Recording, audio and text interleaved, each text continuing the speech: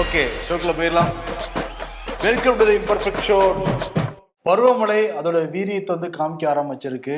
இன்னையிலிருந்து டிசம்பர் 4ஆம் தேதி வரைக்கும் தமிழ்நாட்டில் பரவலாக மழை இருக்கும் அப்படிங்கிறது சென்னை வானிலை ஆய்வு மையம் வந்து சொல்லியிருக்காங்க. 4ஆம் தேதி ஒரு புயல் வேற உருவாக போகுதான். தெற்கு ஆந்திரா கடல் பகுதியில் தமிழகத்தை ஒட்டி தான் இருக்கு. அது தமிழ்நாட்டில் கரையை கடக்குமா அப்படிங்கிறது போக போக தான் நமக்கு வந்து தெரியும்.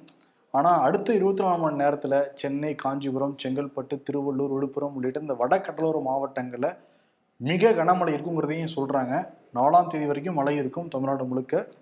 எல்லாம் கொஞ்சம் பாதுகாப்பாக இருந்துக்கோங்க. அதே சமயத்தில் சென்னை மழை அப்படின்னாலே எல்லாருக்கும் கொஞ்சம் பயமாக தான் இருக்கும். மழையை ரசிச்சா கூட அந்த ரோட்ல இறங்கி இந்த வாகனத்துல போறப்ப எல்லாருக்கும் அந்த சிரமங்கள் எல்லாமே இருந்துட்டு தான் இன்னமும் இருக்கு. திமுக ஆட்சிக்கு வந்ததுக்கு பிறகு நாங்கள் மழைநீர் வடிகால் பணிகளை நாங்கள் ஆரம்பிக்க போறோம், அதற்கு பிறகு சென்னை வாசிகளுக்கு அந்த தொந்தரவு இருக்காது அப்படின்லாம் சொன்னாங்க. ஆனா முழுமையா அதை பண்ணாங்களா? 90% 95% சொல்லிக்கிட்டு இருந்தாங்க. அந்த 95% முடிஞ்சிருச்சா அப்படின்னு இந்த மழை தான் நம்ம தெரியும்னு சொல்லியிருந்தோம்ல.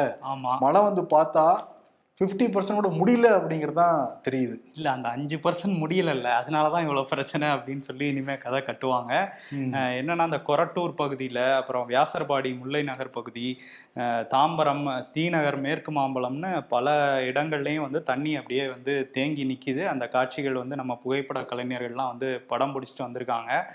ஒரு சில ஏரியாக்கள்ல நல்லா தான் பண்ணியிருக்காங்க. ஆனா பெரும்பாலான ஏரியாக்கள்ல தண்ணி வந்து அங்கே அப்படியே நிக்குது. அதை மோட்டார் வச்சு எடுத்துட்டு இருக்காங்க. ஒரு சில ஏரியாக்கள்ல, சில ஏரியாக்கள்ல குத்தி விட்டு தண்ணி போக செஞ்சுக்கிட்டு இருக்காங்க. மாநகராட்சி ஊழியர்கள் வந்து நல்லா வேலை பார்த்துட்டு இருந்தா கூட மாநகராட்சி அதிகாரிகள், அமைச்சர்கள் இவங்கெல்லாம் சரியா வேலை பார்க்கலங்கிறத இந்த மழை வந்து காட்டி கொடுத்துச்சு. இன்னொன்னு என்னன்னா, இந்த மழை வந்து நாளைக்கு நாளானைக்கு தான் கனமழைன்னு சொல்லியிருக்காங்க. அதுக்குள்ளேயே வந்து இவ்வளவு தண்ணி தேங்கி நிக்குதுங்கும் போது பெரிய பிரச்சனை தான். அமைச்சர் சேகர் பாபு வந்து என்ன சொல்றாருன்னா, நேற்று இரவு வந்து முதல்வர் தூங்கவே இல்லை, எங்களை வந்து எல்லா பக்கமும் அனுப்பிச்சு விட்டுட்டு இருந்தாரு அப்படின்றாரு. பிரச்சனை பண்ணிட்டாங்கன்னு நினைச்சேன். ஆமா, நேற்று இரவு மட்டுமா அவர் நினைச்சிருப்பாரு உங்களால பல நாள் நான் தூங்காம இருக்கேன் அப்படின்ட்டு. ஆனா வந்து அந்த பிரச்சனை வந்து தீவிரமா தான் இருக்குது. இதுல வந்து அந்த மாம்பழம் ஒட்டி நின்ன பகுதிகளில் தண்ணி ஏன் நின்னுச்சு அப்படிங்கிறதுக்கு மா சுப்பிரமணியம் வந்து ஒரு விளக்கம் கொடுத்திருக்காரு. மாம்பழம் கால்வாயில வந்து கொஞ்சம் தண்ணி வந்து கடல்ல சேர்றதுல பிரச்சனை இருந்துச்சு, அதனாலதான் அந்த ஏரியால நிக்குது அப்படின்னு வந்து சொல்லியிருக்காரு. நாங்க முன்னெச்சரிக்கை நடவடிக்கை எல்லாம் எடுத்து பக்காவா வச்சிருக்கோம்னு தான் முன்னாடி சொல்லிட்டு இருந்தாங்க. அப்ப இதுலயே தெரியல, அப்படி பண்ணலங்கிறது வந்து நமக்கு தெரிஞ்சிருச்சு. செம்பரவாக்கம் ஏரியில இருந்து 6000 கண்ணாடி தண்ணி இருந்து வெளியே வந்துகிட்டு இருக்கான். 6000 கண்ணாடி தண்ணி வெளியே வரப்ப இந்த மழைநீர் வடிகால் பணிகள் இருக்கிற தண்ணி அதுல வர்றப்ப அது வந்து கலக்க முடியலையா இந்த செம்பரவாக்கம் ஏரி கூட இந்த கூவம் ஆத்துல. அதனால அது பேக் வாட்டரா திருப்பி மக்கள் இருக்க பகுதியிலேயே போறதுனால இப்ப 4000 கண்ணாடி தண்ணீரா செம்பரம்பாக்கத்துல குறைக்க சொல்லி உத்தரவு போட்டுருக்காங்க. 4000 கண்ணாடி தண்ணீர் குறைச்சிட்டாங்க. ஆனா அடுத்து வரப்போற மழையில அது எப்படி பண்ண போறாங்கன்னே தெரியல. ஏன்னா செம்பரம்பாக்கமும் முழுக்க முழுக்க நிரம்பிட்டு இருந்தாலும் ஆபத்து தான், தண்ணி வந்துகிட்டே இருக்கும். இன்னும் அடுத்து 2 நாள் தான் இருக்கு மெயின் கச்சேரிங்கிறது நமக்கு தெளிவா தெரியுது. அதான் வந்து ஒரு சொட்டு தண்ணியோட நிக்கலன்ட்டு தான் சேகர்பாபு சொல்றாரு. இன்னொரு அமைச்சர் என்ன சொல்றாரு, ஆமா தண்ணி நிக்குது, அது என்ன பிரச்சனை இருக்கு அப்படின்றாரு. அவங்களுக்குள்ள ஒரு கம்யூனிகேஷன் கேப் இருக்கு போல, மாத்தி மாத்தி சொல்றாங்க. இன்னைக்கு வந்து ரிப்பன் மாளிகைக்கு வந்திருந்தாருப்பா முதல்வர். எந்த எம்பியுமே வரவே இல்லை. சென்னை எம்பிக்கள் மொத்தம் 3 பேர் இருக்காங்க, யாருமே வரல. சிஎம் ஆய்வு பண்ணா கூட வராத சூழல் தான் இருக்கு. அதே மாதிரி சொல்லுங்க, சொல்லுறீங்க சொல்லுங்க நீங்க சொன்னது சொல்லுங்க. அதே மாதிரி இந்த சென்னை மாநகராட்சி மன்ற கூட்டம் அது வந்து நேற்று நடைபெற்றது. ஒவ்வொரு மாதமும் அந்த கடைசி 5 நாட்கள் ஏதோ ஒரு நாள் வந்து நடைபெறும். 25ஆம் தேதியிலிருந்து 30ஆம் தேதி வரைக்கும். நேற்று வந்து சென்னை மாமன்றத்துல அந்த கூட்டம் வந்து நடைபெற்றிருக்கு. மேயர் பிரியா தலைமையில. அங்க வந்து சுகாதாரத்துறை அமைச்சர் மா சுப்பிரமணியம் என்ன சொன்னாரு, எல்லா இடங்கள்லயும் மருத்துவர்கள் இருக்காங்க, செவிலியர்கள் இருக்காங்க, பற்றாக்குறையே கிடையாதுன்னு தான் அவர் சொன்னது. ஆனா மாமன்றத்துல இருந்து திமுக உறுப்பினர்கள், திமுக கவுன்சிலர்கள் 181வது வார்டு, 81வது வார்டு, இந்த மாதிரி பல வார்டுகள் இருக்க திமுக மெம்பர்ஸ் என்ன சொன்னாங்கன்னா, இங்க வந்து சுகாதார பணியாளர்கள் பற்றாக்குறையா இருக்காங்க, சில ஏரியாக்கள்ல ஆட்களே இல்ல, மருத்துவர்கள் இல்ல. முக்கியமா அடையாறுல ஆரம்ப சுகாதார மையத்துல 5 மருத்துவர்கள் இல்ல, 6 செவிலியர்கள் வந்து கிடையாது, ஒரு டெக்னீஷியன் வந்து இல்ல அப்படிங்கிற குற்றச்சாட்டு எல்லாருமே திமுக கவுன்சிலரே எடுத்து வச்சிருக்காங்க. இதுக்கு மாசம் என்ன பதில் சொல்ல போறாரு? ஒருத்தர் 2 பேர் சொல்லல, ஒருத்தர் சொல்ல ஆரம்பிச்சவனே முதல்ல வந்து 181வது வார்டு கவுன்சிலர் சொல்ல ஆரம்பிச்சிருக்காரு. உடனே எல்லாரும் சேர்ந்துக்கிட்டாங்க அதுல. அப்ப என்ன இருக்கு, சென்னையே இந்த நிலைமை அப்படிங்கிற பட்சத்துல மற்ற மாவட்டங்கள் நம்ம நினைச்சோட பார்க்க முடியலையே. ஆமா, எல்லா மாநகராட்சியிலையும் திமுகவுக்கு எதிராக இருக்கிறது திமுக கவுன்சிலர்கள் தான் இருக்கிறாங்க. இங்க நீங்க சொல்ற மாதிரி நிறைய பிரச்சனைகள் இருக்கு, அதெல்லாம் அட்ரஸ் பண்ணணும். ஆமா, முக்கியமா அதே மாதிரி இந்த தனியார் வசம் கொடுக்க போறாங்களா அந்த காலை உணவு திட்டத்துக்கு, அந்த உணவு தயாரிக்கிற பணியில. அதுக்கான தீர்மானம் வந்து நேற்று சென்னை மாமன்றத்துல இருந்து நிறைவேற்றப்பட்டது. இப்ப இந்த ஒரு புக்லெட் கொடுக்கணும்பா எல்லா கவுன்சிலர்களுக்கும். இப்ப நேத்து நடக்க போகுதுன்னா முந்தா நேத்து ஈவினிங் 4 மணிக்கு தான் எல்லா மாமன்ற உறுப்பினர்களுக்கும் இந்த புக்லெட்டை கொடுத்துருக்காங்க. மொத்தம் 135 பக்கங்குள்ள புக்லெட். ஒரு நாள படிக்க முடியுமா? கொடுத்துருக்காங்க. நேத்து காலையில வந்திருக்காங்க. வந்துட்டு இந்த மாதிரி நிறைய இடங்கள்ல வந்து தண்ணீர் தேங்குது, அந்த பிரச்சனையும் திமுக கவுன்சிலர் எழுப்பியிருக்காங்க. நிறைய இடங்கள்ல தண்ணீர் தேங்குது, குடிநீர் குழாய் வந்து சரியா பராமரிக்கல, காமராஜர் காலகட்டத்துல போடப்பட்ட தண்ணீர் பைப்ல தான் தண்ணி வந்துகிட்டு இருக்கு, அதுல கழிவு நீரும் கலக்குது இங்க ஏரியாலன்னு பல பேர் குற்றச்சாட்டு வச்சிருந்தாங்க. அது வழக்கம் போல அதிமுக ஆட்சி பீரியட்லன்னு மாத்தி மாத்தி பேசிக்கிட்டு இருந்தாங்க மாமன்ற உறுப்பினர்கள். கடைசியில மாமன்றம் முடிய போற நேரத்துல இந்த தீர்மானத்தை வந்து கொண்டு வராங்க. தீர்மானம் கொண்டு வர எப்படி கொண்டு வருவாங்க? ஏற்போர் மாமன்க இல்லையேல் இல்லை என்க அப்படின்னு சொல்லுவாங்கல்ல. அதை சொல்றதுக்கு முன்னாடியே ஒரு மாமன்ற உறுப்பினர் மயக்கமுடி கீழே விழுந்துட்டாங்க. மயக்கமுடி கீழே வந்து எல்லாரும் அந்த பக்கம் அட்டென்ஷன் போன உடனே தீர்மானம் நிறைவேற்றப்பட்டதுன்னு சொல்லி முடிச்சிட்டாங்கப்பா. இது எவ்வளவு பெரிய விஷயம். ஆக்சுவலி இது சர்வசாதாரணமாக கடந்து போறாங்க. ஏன்னா காலையிலேயே சொன்னா விவாதிக்கணும் இந்த விஷயத்தை பத்தி, எதிர்ப்புகளை அவரையும் கூட்டணி கட்சிகள் எதிர்ப்புலாம் தெரிவிப்பாங்கன்னு சொல்லிட்டு கடைசி நேரத்துல அந்த மாமன்றம் முடிய போறதுக்கு ஒரு 10 நிமிஷத்துக்கு முன்னாடி தீர்மானத்தை கொண்டு வந்து அது வேற ஒரு பிரச்சனையினால திசை திருப்பி கடைசியில் நிறைவேற்றப்பட்டதுன்னு சொல்லி முடிச்சுட்டாங்க.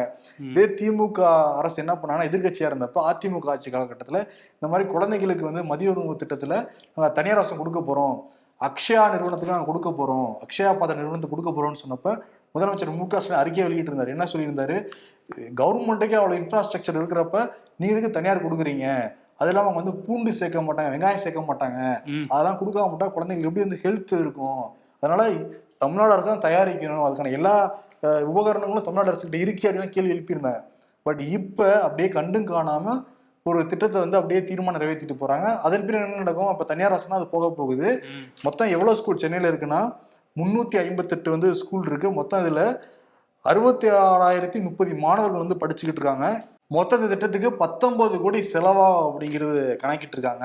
இது வந்து டீட்டெயிலா நமக்கு எடுத்து கொடுத்தது யாருன்னா நம்ம நிருபர் ரா அரவிந்த்ராஜ். அந்த மாமன்ற கூட்டத்துக்கு போயிட்டு வந்து டீட்டெயிலா நம்ம கிட்ட வந்து சொல்லினார். அதான் நம்ம சொல்லிக்கிட்டு இருக்கோம். மொத்தம் 19 கோடி வந்து செலவாக போதான். இந்த 19 கோடி இப்ப தனியார் அரசும் கொடுக்க போறாங்க. இதுல இன்னொரு பிரச்சனை இருக்கு. 19 கோடி கொடுக்குறாங்கன்னா எல்லா விஷயம் அவங்களும் தான் பண்ணிக்கணும். மாநகராட்சி என்ன பண்ணணும்னா அவங்களுக்கு என்னென்ன சலுகைகள் கொடுக்குறாங்க அப்படின்னா 13 சமையல் மைய கூடாரங்கள் வழங்கப்படுமா.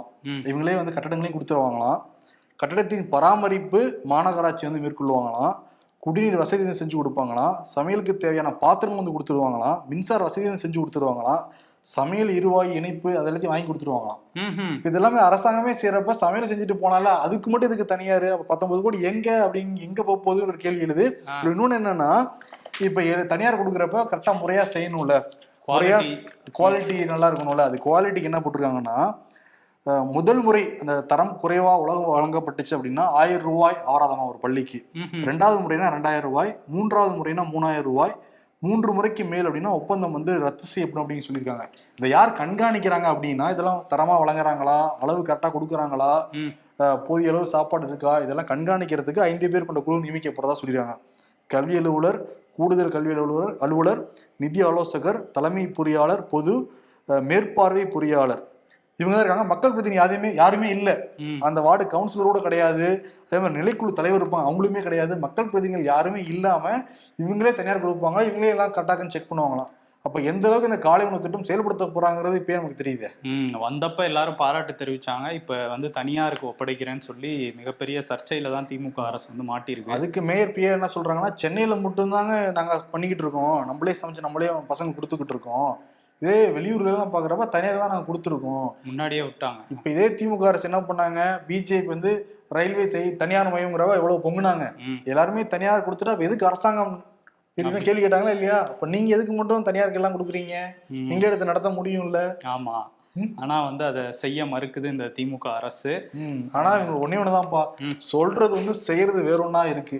முதலமைச்சர் மு.க. ஸ்டாலின் ஆட்சிக்கு வரதுக்கு முன்னாடி சொல்லியிருந்தாரு, நாங்கள் சொன்னதை செய்வோம், செய்யாததையும் சொல்லாததையும் செய்வோம் அப்படின்னு சொல்லியிருந்தாரு. அததான் இப்ப சொல்லாதது எல்லாமே நல்லா செஞ்சுட்டு இருக்காங்க. ஆனா சொன்னதை செய்ய மறந்துட்டாங்க, சொல்லாததை செஞ்சிட்டு இருக்காங்க.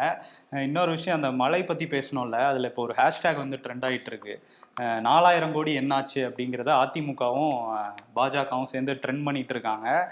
அதிமுக, அதாவது எதிர்க்கட்சி தலைவர் எடப்பாடி பழனிசாமி வந்து கேள்வி எழுப்பியிருக்காரு, 4000 கோடி எங்க போச்சு அப்படின்ட்டு. அதுக்கு திமுக ஐடி விங்ல இருந்து பதில் சொல்லிட்டு இருக்காங்க. அவர் பேசின ஒரு வீடியோ, 954 கிலோமீட்டர் நீளத்துல வந்து ஒரு இது போட்டிருக்கோம் நம்ம அம்மா ஆட்சியில வந்து மழைநீர் வடிகால், அதனால இனிமே தண்ணியே நிக்காது அப்படின்னு அவர் பேசியிருக்காரு. ஸோ நீங்க பண்ணதே அப்ப சரியில்லைன்னு சொல்றீங்களான்னு இவங்க சொல்லிட்டு இருக்காங்க. பட் அங்க நிறைய பிரச்சனை இருக்கு, அதை அட்ரஸ் பண்ணணும். 4000 கோடி ஒதுக்குனாங்கப்பா, 95% வேலையை முடிஞ்சிருச்சுன்னாங்கப்பா. இருந்தா கூட தண்ணி தேங்குது இல்லப்பா எல்லா இடங்களையும். டி நகர்லயே தேங்குது, மெயினான இருக்க எல்லாமே. கொளத்தூர், உங்கள் தொகுதியில் ஸ்டாலின் சொல்லியிருந்தா, கொளத்தூர்ல உங்கள் தொகுதியில் முதல்வர் தொகுதியிலேயே அப்படி தண்ணி நிக்குதுன்னா அவ்வளவு தண்ணி நிக்குதான் கொளத்தூர்லயே. நம்ம நேரில் நிறைய பேர் கொளத்தூர்ல இருந்து அனுப்பிச்சு விட்டுருக்காங்க. பாருங்க முதல்வர் தொகுதியில எப்படி இருக்கு அப்படிங்கிறாங்க. ஆமா, இன்னொரு நேரம் அனுப்பிச்சிருந்தாரு பாத்தீங்களா. நேத்து வந்து நம்ம டிஎல் இஎல்னு பேசிட்டு இருந்தோம், இன்னைக்கு ஆர்எல் வந்து அறிவிச்சிருக்காரு அண்ணாமலை. ரெயின் லீவ் 5ஆம் தேதி வரை லீவ் விட்டுருக்காரு, 6 நாள். அப்பா மழை வந்துருச்சா 6 நாள் லீவுன்னு அனௌன்ஸ் பண்ணியிருக்காரு அந்த பாத யாத்திரைக்கு. திமுக அமைச்சர்கள் ஐ பெரியசாமி, கே என் நேரு, ரகுபதி 3 பேர் மேலேயும் சொத்து குவிப்பு அந்த வழக்கு விசாரணை நடந்துகிட்டு இருக்கு. அதை விசாரிக்கூடாதுன்னு சொல்லி உச்சநீதிமன்றம் போயிருந்தாங்க. உச்சநீதிமன்றம், நீங்க ரொம்ப காலதாமதமாக இங்கே வந்திருக்கீங்க, அதெல்லாம் நாங்கள் தடை விதிக்க முடியாது அப்படின்னு இந்த வழக்கு வந்து ரத்து பண்ணியிருக்காங்க. ஓகே, உங்க 3 பேரையும் விசாரிக்க போறாங்க. விசாரிச்சு என்ன தண்டனை கொடுக்க போறாங்கிறது தெரியல. அவங்கள விசாரிக்க போறாங்க. இன்னொருத்தரை இப்ப விசாரிச்சுக்கிட்டு இருக்காங்க. அமைச்சர் பொன்முடி அமலாக்கத்துறையில அந்த சட்டவிரோத பண பரிவர்த்தனை வழக்குல இன்னைக்கு ஆஜராகணும்னு சொல்லியிருந்தாங்க. இங்க நுங்கம்பாக்கத்துல போய் ஆஜராயிருக்காரு. ஓகே, ஆல்ரெடி ஒருத்தர் வீட்டுல தான் வந்தாங்க அமலாக்கத்துறை. அவருக்கு பிறகு இலாக்கையில் அமைச்சராக மாற்றப்பட்டார். அவரையும் கூட்டிட்டு போயிட்டாங்க வந்தபோது. இப்போ வந்து முடிஞ்சாதான் தெரியும் விசாரணை. ஆமா, அதே மாதிரி ஓபிஎஸ் உயர் நீதிமன்றத்துல வாக்கு கொடுத்திருக்காரு. இனிமேல் அதிமுக கொடியவோ சின்னத்தையோ பெயரையோ பயன்படுத்த மாட்டேன் என்பதை உளமாற உறுதி கூறுகிறேன் ஐயா, இது மறு அறிப்பு வரும் வரைக்கும் சொல்லியிருக்காரு. அது வரையும் வச்சுக்கிறேன், அதுக்கு வரலைன்னா அதான் காவி வேட்டி கட்டிட்டாருல, அங்க போயிட்டு அண்ணாமலைகிட்ட இரட்டை தலைமை கேட்பாருன்னு நினைக்கிறேன். இரட்டை தலைமை கேட்டுட்டு தாமரை சின்னம் அப்படியே கட்சியுடைய பேர்லாம் கூட பயன்படுத்துறான், உடனே அண்ணாமலை வந்து அனுமதி கொடுப்பாரு. அவங்க பாஸும் வந்து எடப்பாடிக்கு நிகராக ஒருத்தர் நாங்கள் உருவாக்கி விடுறோம் பாருங்கன்னு சபதம் எடுத்தாலும் எடுக்கலாம். ஆனா இப்போ இருக்க வரையும் இவர் இலாக்கா இல்லாத அமைச்சர்னா அவர் கட்சி இல்லாத தலைவர். ஓபிஎஸ் கட்சி இருக்குப்பா அவர்கிட்ட, என்ன கட்சி கண்ணுக்கு தெரியாம இருக்கு, உனக்கு தெரிய மாட்டேங்குது. அவர் அப்படிதான் சொல்லிட்டு இருக்காரு, என் பின்னாடி 2 கோடி பேர் நிக்கிறாங்கிறாரு. எக்கது 2 கோடி பேர் தான் தெரியல. திரும்பினா 2 பேர் இருந்தாங்க, அவங்களையும் காணாம. ஆமா, சரி. இன்னொரு பக்கம் தேமுதிக தலைவர் விஜயகாந்த் உடல்நலம் சரியில்லாம மருத்துவமனையில வந்து இருக்காரு. இது பிரேமலதா வந்து ஒரு வீடியோ வெளியிட்டு இருந்தாங்க. நிறைய ரூமர்லாம் வேற கிளம்பிக்கிட்டு இருக்குல்ல, நம்ம நேரில் நிறைய பேர் பதறி போய் நிறைய பேர் டெக்ஸ்ட்லாம் அனுப்பிச்சிருந்தாங்க பர்சனலா. எப்படி இருக்காரு, எப்படி இருக்கு கேப்டன் மீடியா, எவ்வளோ உயிர் வச்சிருக்காங்கிறத இதுல இருந்தே வந்து பார்க்க முடிஞ்சுது. அவர் நல்ல குணமாயிட்டு வர்றாரு, மருத்துவர் கண்காணிப்புல இருக்காரு, சீக்கிரம் மீன் வந்து உங்களை எல்லாம் சந்திப்பார்னு சொல்லிட்டு பிரேமலதா விஜயகாந்த் வீடியோவாவே தோன்றி வந்து பேசினாங்க. ஓகே, சீக்கிரம் கேப்டன் மீண்டு வரணும், நம்ம எல்லாம் பிரார்த்தனை செய்வோம். கண்டிப்பா அவர் மீண்டு வருவார். இன்னொரு விஷயம், அப்படியே தெலுங்கானாக்கு போனோம்னா அங்கே தேர்தல் நடந்துட்டு இருக்குது.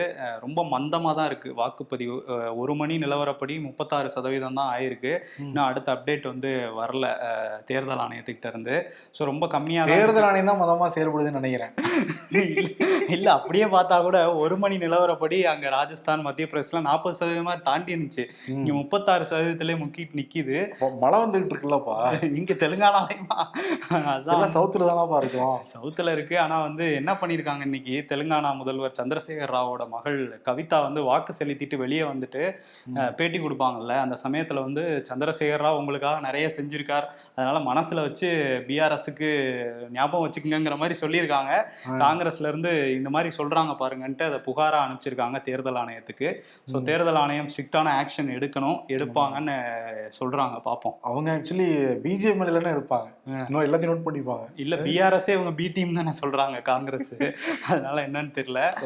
பிரதமர் மோடி வந்து அந்த மீட்கப்பட்ட தொழிலாளர்களோட எப்போ போட்டோ ஷூட் நடத்துவாருங்கிற ஒரு கேள்வி நிறைய பேர் வந்து கேட்டுட்டு இருந்தாங்க. ஆனா வந்து தொலைபேசி மூலமா வந்து பேசியிருக்காரு 41 பேருக்கிட்டையும். நீங்க தைரியமான ஆட்கள், அங்க வந்து நான் 17 நாள் இருந்திருக்கேன், வந்திருக்கீங்க, உங்களுக்கு நீங்க வெளியே வந்துட்டீங்கன்னு தெரிஞ்சோன்னா நான் ரொம்ப மகிழ்ச்சி அடைஞ்சேன், அதை என்ன வார்த்தையால சொல்ல முடியல அப்படிங்கிறத சொல்லியிருக்காரு. அவங்களும் திரும்ப நன்றி எல்லாம் சொல்லியிருக்காங்க, உங்களுக்கு சிஎம்க்கு எல்லாருக்கும் நன்றி அப்படின்னு சொல்லிட்டு. நாங்க யோகா பண்ணோம், வாக்கிங் போனோம் உள்ளேயே அப்படிங்கிறதெல்லாம் கூட அவர்கிட்ட பகிர்ந்துருக்காங்க. ஏன்னா மோடிக்கு பிடிச்சது யோகா, இப்போ புதுசா மேஜிக், தலையில தட்டுற ஒரு மேஜிக். ஆனா நீ போட்டோ ஷூட் பண்ணலன்னு சொன்ன, பண்ணிருக்காரு. அதை வீடியோல பேசுறத போட்டோ ஷூட் எடுத்து வெளியிட்டிருக்காரு. அது பண்ணிருக்காங்க. அது எப்படி பண்ணாம வருவாங்க? அதுல வந்து என்னதான் இருந்தாலும் பக்கத்துல இருந்து அந்த ட்ரெஸ், அந்த தொழிலாளர்களோட ட்ரெஸ் எல்லாம் போட்டுட்டு அந்த மாதிரி பண்ணல.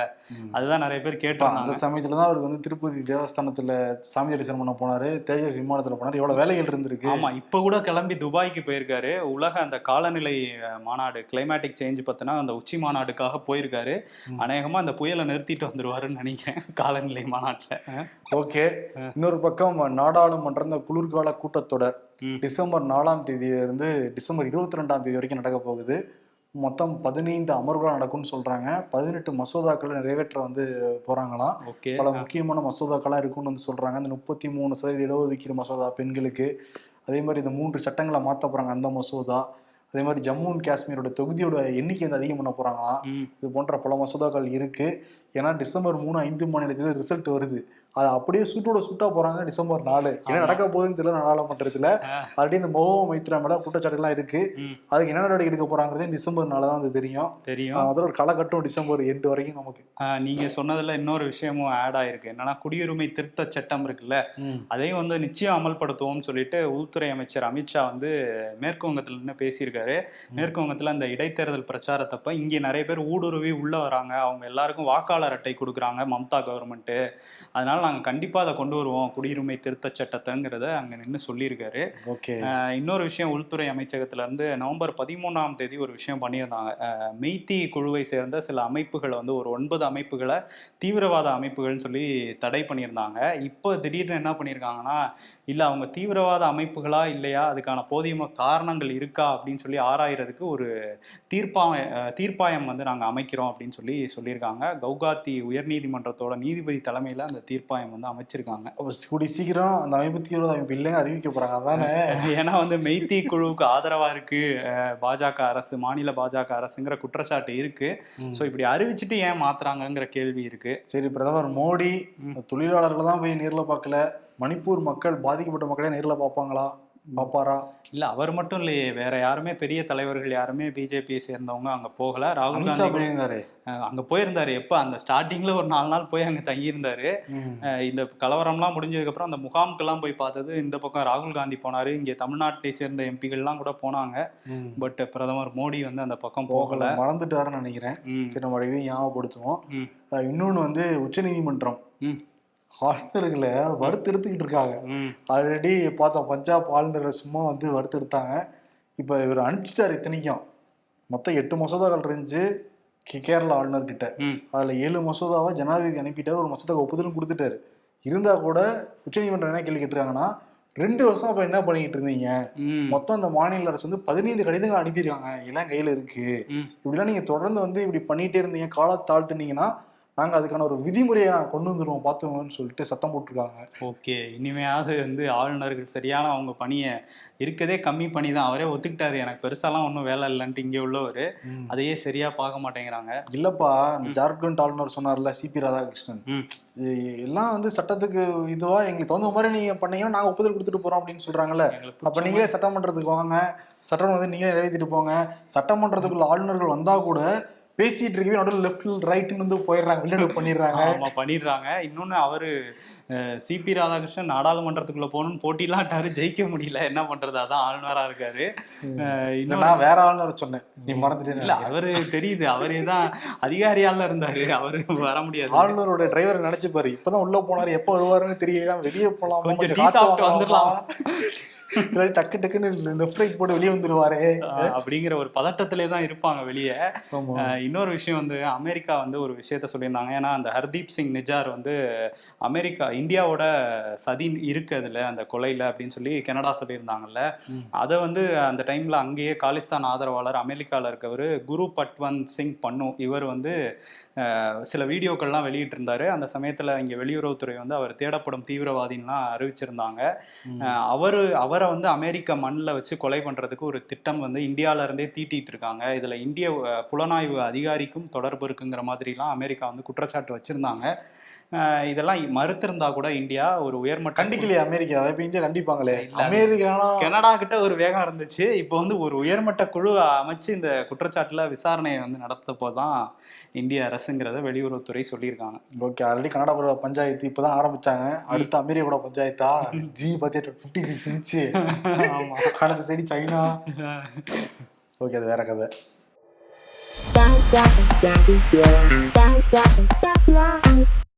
காலையில எழுந்திரிச்சு வாட்ஸ்அப் போகலாமா, ஃபேஸ்புக் போலாமான்னு தோணுதே தவிர வேலைக்கு போக தோண மாட்டேங்குதுன்னு போட்டிருக்காங்க. 12 மணி வரை கனமழை தொடரும். 12 மணிக்கு அப்புறம் கரண்ட் போயிரும். மழை பத்தி நியூஸ் எதுவும் தெரியாது.